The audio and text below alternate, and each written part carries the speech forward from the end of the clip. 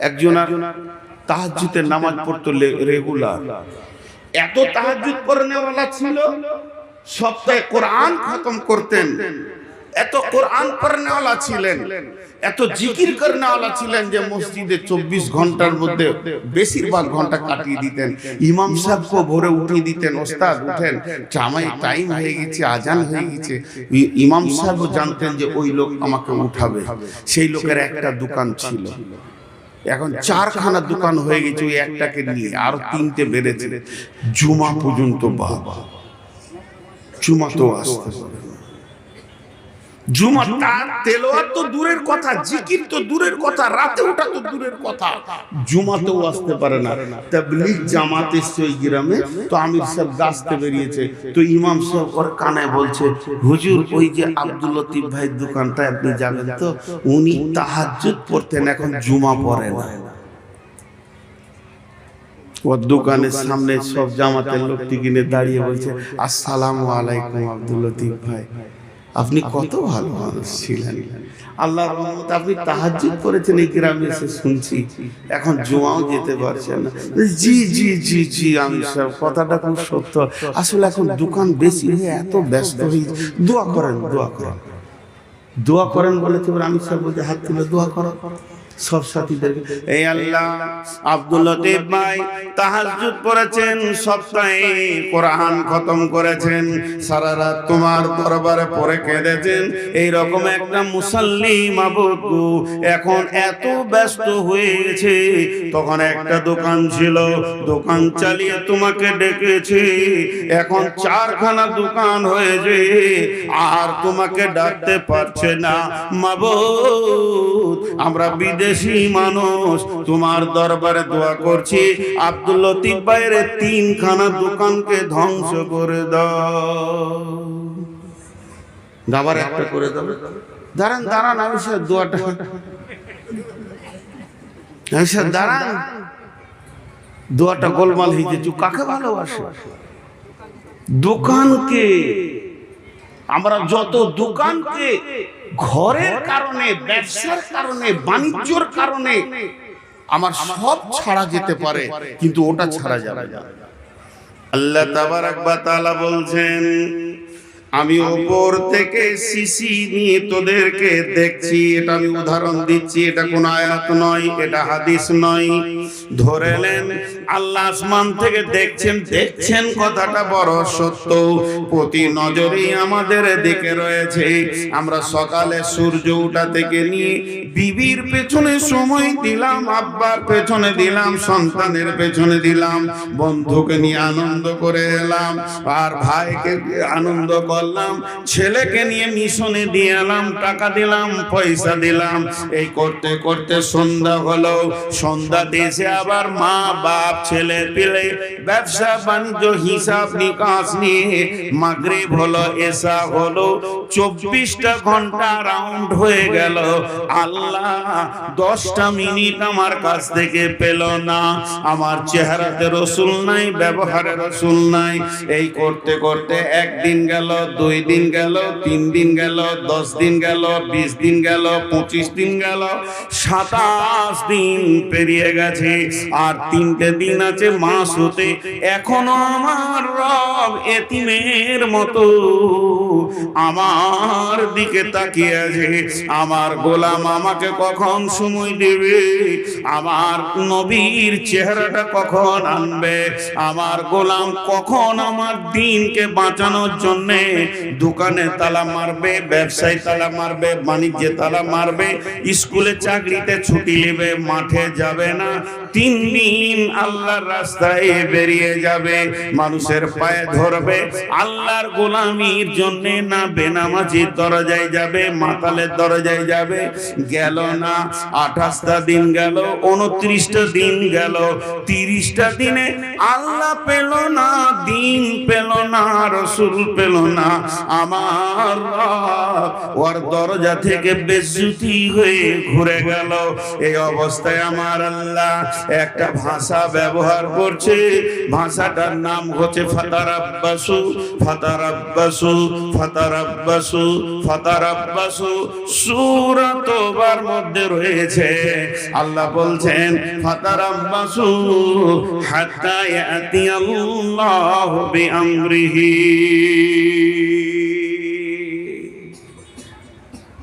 আপনি আমার গালে মারলেন টানে একটা চর, গাল চঞ্চন চঞ্চন করে গেল। বাড়ি বর্ধমান, আপনার বাড়ি চিন্তামণি, কি বলবো, পাড় মাতাল তেমনি গায়ে বলো আছে। খালি এমনি করে তাকিয়ে দেখলেন, গাড়িতে বসলাম তাকিয়ে আছেন এমনি করে। ড্রাইভারকে বললাম চল, এই চল বলে যখন বেরিয়ে গেছি তখন খালি একটা শব্দ বলেছি ওনাকে, ঠিক আছে। ঠিক আছে মানেটা কি বলে? ঠিক আছে মানেটা আপনারা বলেন, আমি আপনাদের মুখ থেকে শুনবো।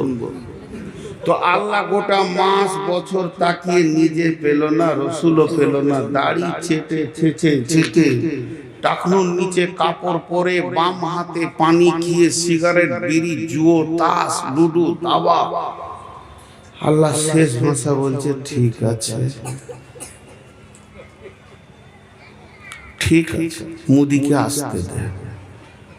মুদি চলে এলো, আল্লাহ এমনি করে মুসলমানদের বেঈমানদের শক্তি কমাচ্ছে আর ইমানদারদেরটা, বেঈমানদেরটা বাড়াচ্ছে, ইমানদারদের কমাচ্ছে। পিটা পিটা, এক ধার থেকে পিটা। জি, কাগজ কলম নিয়ে বসে যান, পিচবোর্ড নিয়ে আর কাগজ কলম নিয়ে বসে যান। ভারতবর্ষের নেতাগুলোর নাম একদিকে লেখে। মোদি মুসলমানদের উপরে রাজি না নারাজ? নারাজ। অমিত শাহ নারাজ, তারপরে যোগী নারাজ, নারাজ নারাজ নারাজ, কাটতে কাটতে শেষকালে মমতা খালা নারাজ। কিছু মুসলমান মনে মনে নিয়ত করেছে মমতার শাড়িটা যদি পেয়ে যায় তো কিয়ামতের মাঠে চাদর লাগবে, ওই ছায়াতেই পেরিয়ে যাবে। এদের গুদাগুদু দিয়ে লাফালাফি দেখি আশ্বস্ত শ্বাস ফেলছে ওর কাছে, সব নারাজ। কিন্তু আল্লাহ তাবারাক ওয়া তাআলা কি বলছেন? ওয়া'দাল্লাহু আল্লাযীনা আমানু মিনকুম ওয়া আমিলুস সালিহাতি লা ইস্তাখলিফান্নাহুম ফিল আরদি কামা ইস্তাখলাফাল্লাযীনা মিন ক্বাবলিকুম। আরেকবার বলছি, এটা সূরা নূরের 55 নম্বর আয়াত। আপনারা একবার আমার সঙ্গে জবাব দেবেন, প্রশ্ন করব উত্তর দেবেন। ওয়া'দাল্লাহুল্লাযীনা আমানু মিনকুম ওয়া আমিলুস সালিহাতি লা ইস্তাখলিফান্নাহুম ফিল আরদি কামা ইস্তাখলাফাল্লাযীনা মিন ক্বাবলিকুম। নবীজি গুরুত্বপূর্ণ কথা তিনবার বলতেন, এর জন্য তিনবার বলছে ওয়া'দাল্লাহুল্লাযীনা আমানু মিনকুম ওয়া আমিলুস সালিহাতি লা ইস্তাখলিফান্নাহুম ফিল আরদি কামা ইস্তাখলাফাল্লাযীনা মিন ক্বাবলিকুম। আল্লাহ বলছেন, হে বিশ্ব মুসলমান, ওরে আহলে কোরআন, ওরে আহলুল হাদিস, ও বিশ্ব কোরআনের ছায়াতলে তোরা যারা রয়েছিস, সূরা নূরের 55 নম্বর আয়াতটা খুলে দেখ। আমি রব তোদের সঙ্গে ওয়াদা করছি, কারো পায়ে হাত দিতে হবে না, কাউকে তেল দিতে হবে না, মোদিকে দিতে হবে না, অমিত শাহকে দিতে হবে না, আদিত্যনাথ যোগীকে দিতে হবে না, যত ভারতবর্ষের নেতা আছে এদের পায়ে তেল দিস না, এদের পেছনে তোরা ঘুরিস না, শুধু একজনকে রাজি কর। আমি আল্লাহ ওয়াদা করছি, হে ইমানদারেরা, তোরা যখন আমার ছায়াতে এসে 100% ঢুকে যাবি, আমাকে রাজি করে নিবি, তাহলে তোদেরকে ব্যালট লাগবে না, সারা বিশ্বের হুকুমত তোদের হাতে আমি আল্লাহ তুলে দিব, তোরাই শাসন করবে, তোরা শাসিত হবি না। আল্লাহ বলছেন খালি আল্লাহকে রাজি করেন, বাস, আর কাউকে নয়।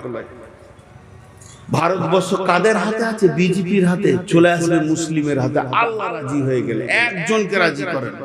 ধরতে হবে না, আল্লাহ রাজি হয়ে যাবে। সকালবেলায় দেখবেন মুসলিমের হাতে দেশটা, কি করে দেখবেন? তাহলে কি ভোট হলো না? দরকার নাই ব্যালটের, রাতি মুদিকে ইমানের দিয়ে দেবে আল্লাহ।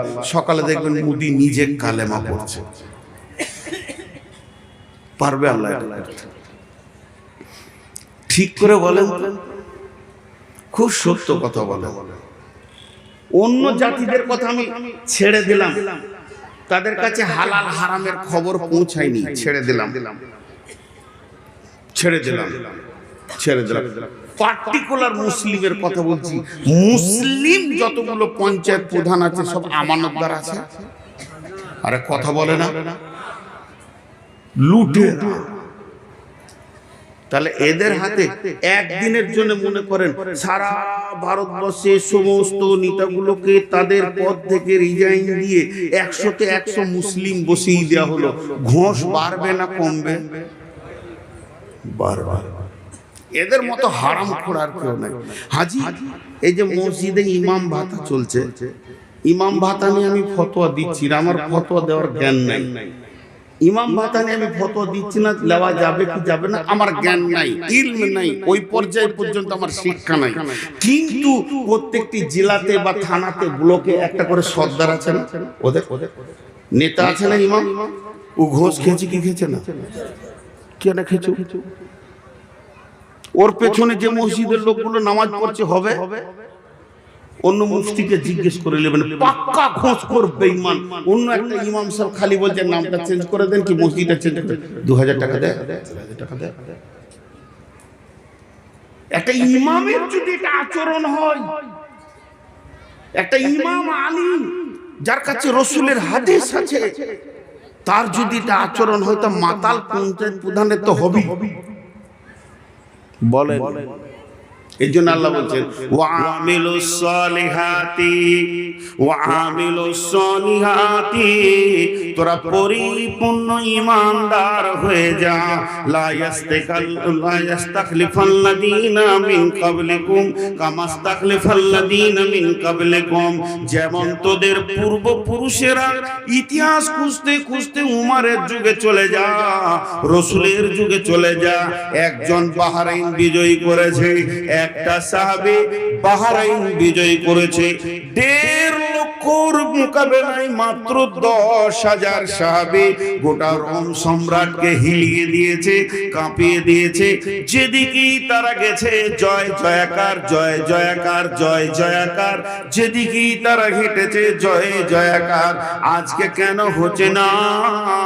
তোদের ঈমানে ফিউজ লেগেছে।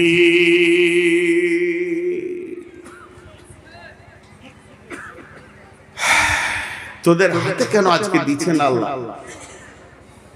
তোদের হাতে কেন রাজ্য দিচ্ছেন আল্লাহ? তোদের চরিত্র শেষ।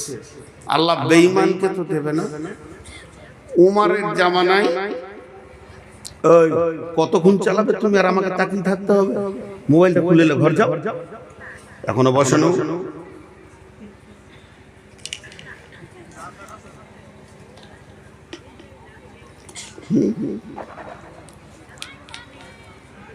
কতক্ষণ? আর 15 মিনিট।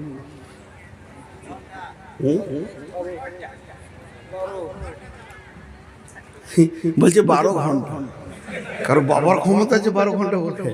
আমার বড় ভাই বলছে 12 ঘন্টা। জি, দেখেন এখানে একটা মজার কথা আপনাদেরকে বলি। উমরের জামানার একটা ঘটনা শুনেন। সম্ভব ঠিকানাটা আমি সিরিয়া বলছি। একটা মাস্তান ছিল, ডন। ডন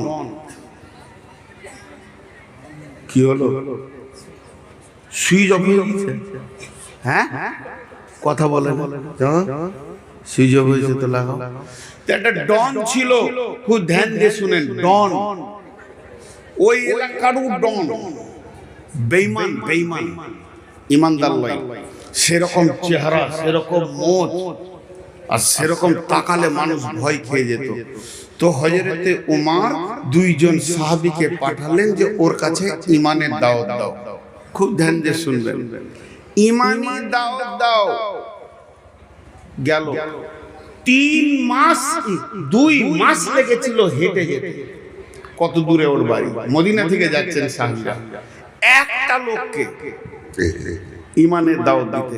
সেখানে গিয়ে যখন পৌঁছালো, ওকে তখন বলছে আমিরুল মুমিনিন হযরতে উমর ফারুক রাদিয়াল্লাহু তাআলা আনহুর নেতৃত্বে আমরা এসেছি আপনার কাছে দাওয়াত দিতে।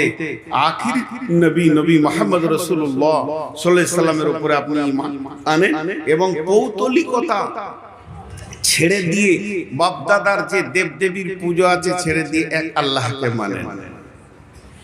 ডনকে বলছে। তো ওই ডন যত পৃথিবীতে ছিল সাহাবীদের মতো কেউ ছিল না, কোনো ভয় নাই, দাওয়াত দিচ্ছে। তো ও তখন কি বলছে জানেন, ঈমান আনো, দুটো শর্ত, যদি মেনে নাও তখনই কালেমা পড়ে লো। বলে শর্ত দুটো কি? বলছে এক নম্বর হচ্ছে উমর যত বড় রাজ্যটা চালাচ্ছে, যে বিশাল, কেউ বলে 12 লক্ষ 18 লক্ষ বর্গমাইল ধরে রাজত্ব চালাচ্ছে, এইটা অর্ধেক আমাকে দিতে হবে। আমি কালেমা পড়ব, এই রাজত্বটা অর্ধেক আমাকে দিতে হবে, একটা শর্ত। আর দ্বিতীয় শর্ত হচ্ছে উমরের বেটির সাথে আমার বিয়ে দিতে হবে। উমরের বেটি যেটা আছে ওর সাথে আমার বিয়ে দিতে হবে। তা এরা কি বললো জানেন? আচ্ছা আমার নসিব খারাপ না ভালো? এতগুলো লোক হ্যাঁ নাও বলে না। রাগ করছেন নাকি আমার উপরে? এদিকে আমার ধ্যানে যেটা প্রশ্ন দিচ্ছি উত্তর দেন, আমার নসিব ভালো না খারাপ? নসিব আর কে জানবে। আমি বাইরে বসলি চাওয়ালা ঢুকে ওকে ধরে নিয়ে আসে, 4 কেতলি সহ। কমিটির লোক যদি ওকে ধরে না নিয়ে আসে তাহলে আমার বাহিনী এখান থেকে স্টপ থাকবে, আমি এক চুল লাগাবো না। ওর 4 কেতলি নিয়ে আসে, ওর 4 কেতলি নিয়ে আসে। ওই পাশে কে বসে আছেন ভাই, ওর কেতলি আর চাটা নিয়ে আসেন আর ওকে ধরে নিয়ে আসে। ওই তুই এইদিকে আয়, ওই চাওয়ালা, ওই এইদিকে আয় তুই।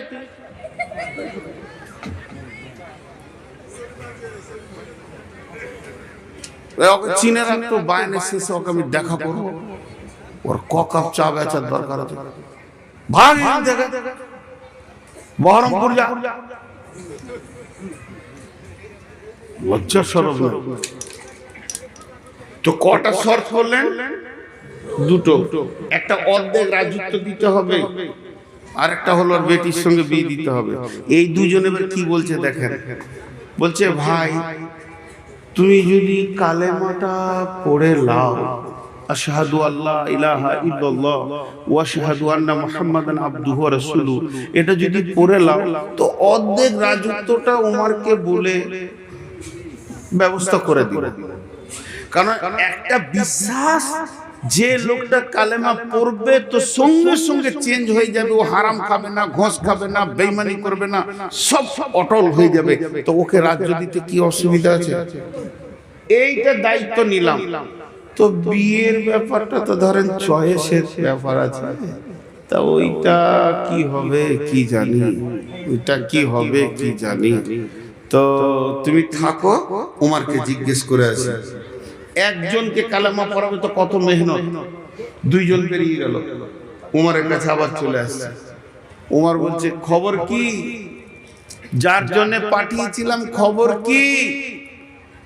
2 জন বলছেন আমিরুল মুমিনিন খলিফাতুল মুসলিমিন, যে ডনের কাছে আমাদেরকে আপনি পাঠিয়েছিলেন সে এই মর্মে ঈমান আনবে। 2খানা শর্ত করেছে, সেই শর্তের উপরে সে ঈমান আনবে। 1 নম্বরে বলেছে অর্ধেক রাজত্ব তাকে ছেড়ে দিতে হবে, সে শাসন করবে।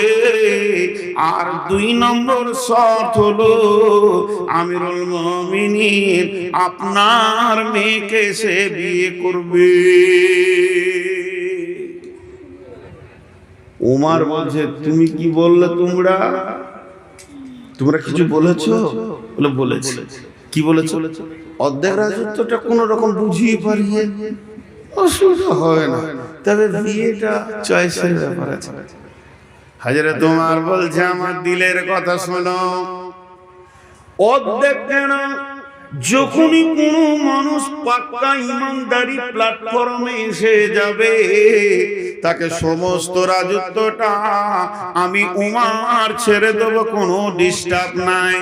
সে তো চালাবে আল্লাহ এবং রসুলের তরিকায়।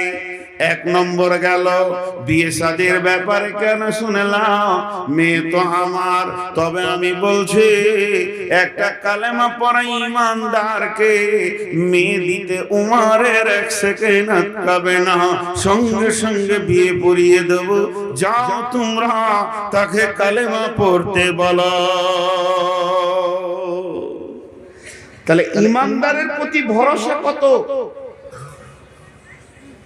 তাহলে বলেন একটা ইমানদারের প্রতি ভরসা কত?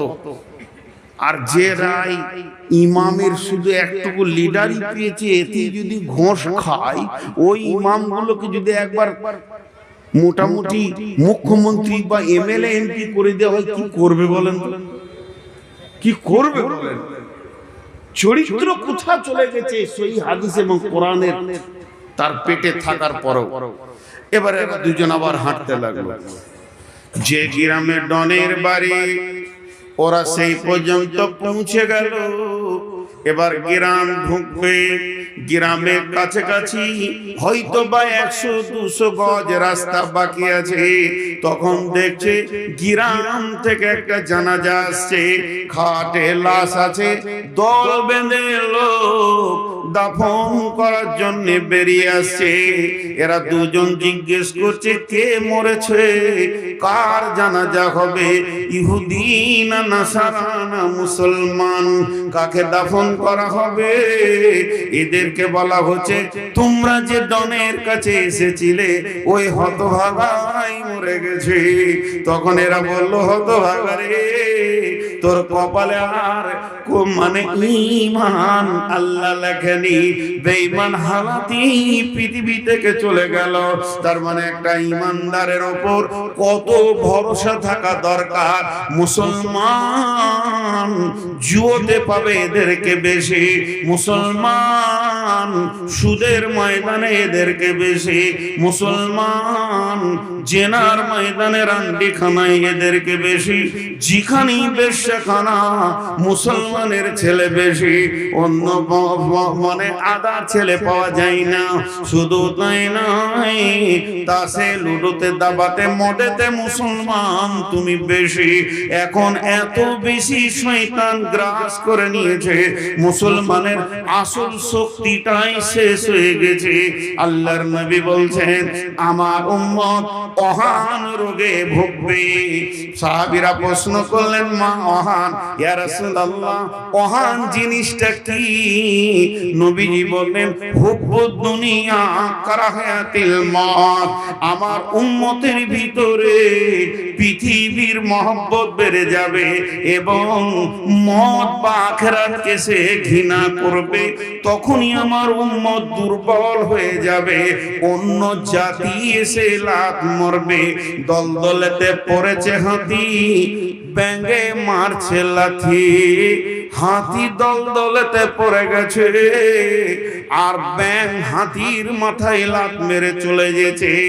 এমন মুসলমান এদের অবস্থা, এরা সবকে শেষ করে দিয়েছে। একবার নিজের নফসের দিকে তাকিয়ে দেখি।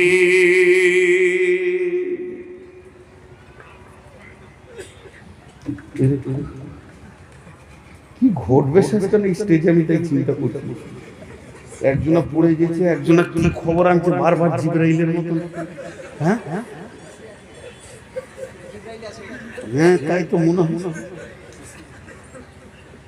কাজও নাই, সময়ও নাই, অবসর। খালি মনে হচ্ছে আমার বিরুদ্ধে প্ল্যান চলছে, তাহলে আমাকে বায়ন করতে ভালো লাগবে। কারো যদি এটা মনে ঢুকে যায় যে আমার বিরুদ্ধে প্ল্যান চলছে, তাহলে ভালো লাগবে। আপনাদের বিরক্ত লাগছে নাকি?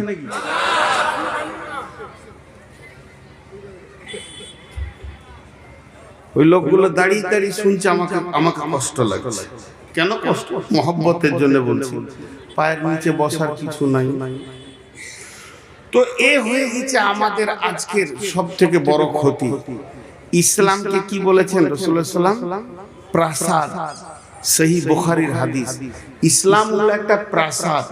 সেই প্রাসাদে যতগুলো ইট লেগেছে, প্রথম ইটটাকে হযরত আদম আলাইহিস সালাম, আর শেষ ইটকে নবী মুহাম্মদ রাসূলুল্লাহ সাল্লাল্লাহু আলাইহি ওয়াসাল্লাম। তার মানে কম বেশি 1.5 লাখ ইট লেগেছে। ওই প্রাসাদটা তৈরি করতে কত ইট লেগেছে? কম বেশি, অ্যাকুরেটই বলছি না, কম বেশি 1.5 লক্ষ। প্রাসাদ মানে কি?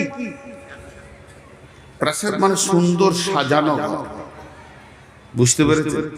সুন্দর সাজানো ঘর। এবার ওই সাজানো ঘরে আগুন লেগেছে। জানলাতে আগুন, দরজায় আগুন, খাটে আগুন, বিছানায় আগুন, আলমারিতে আগুন, শোকেসে আগুন। আগুনটা লাগিয়েছে কে? ভারত জ্বলছে, কাশ্মীর জ্বলছে, মায়ানমার জ্বলছে, রোহিঙ্গা জ্বলছে, বাংলাদেশ জ্বলছে, পাকিস্তান জ্বলছে। ভারতের মুসলমানের থেকে বাংলাদেশের মুসলমান বেশি জ্বলছে। ওরা ওরা হলো মুনাফিক, বেশি বেশি জ্বলছে। আমরা অনেক ভালো আছি আলহামদুলিল্লাহ। জাসুস আর তাজাসুসি আর বেঈমানি, যে যত তাহাজ্জুদ করে সে তত বেঈমানি করে বাংলাদেশে। সপ্তাহে রোজা বাদ দেয় না, আর বেঈমানিতে প্রথম সারি তরা আছে। তো সারা বিশ্ব যেন আগুনে দাও দাও দাও দাও দাও দাও দাও দাও করে জ্বলছে। সারা বিশ্ব। শুধু মুসলমান নামে প্রাসাদ আগুন লেগেছে, অন্যটা লাগে না। তো এই আগুনটা লাগিয়েছে কে? একজন বড় আল্লাহর ওলি বলছেন, ইস ঘর মে আগ লাগি হ্যায় ঘর হি কি চিরাগ সে। ঘরের প্রদীপই ঘর চলছে, দোষ কাকে দেবেন? ঘরের প্রদীপে যদি ঘর জ্বলে, লাঠি নিয়ে কাকে খুঁজবেন? কথা বলে না, এদিকে বলছে চালান এখন, আর আমি যেটা জিজ্ঞেস করছি তার উত্তর দিচ্ছে না।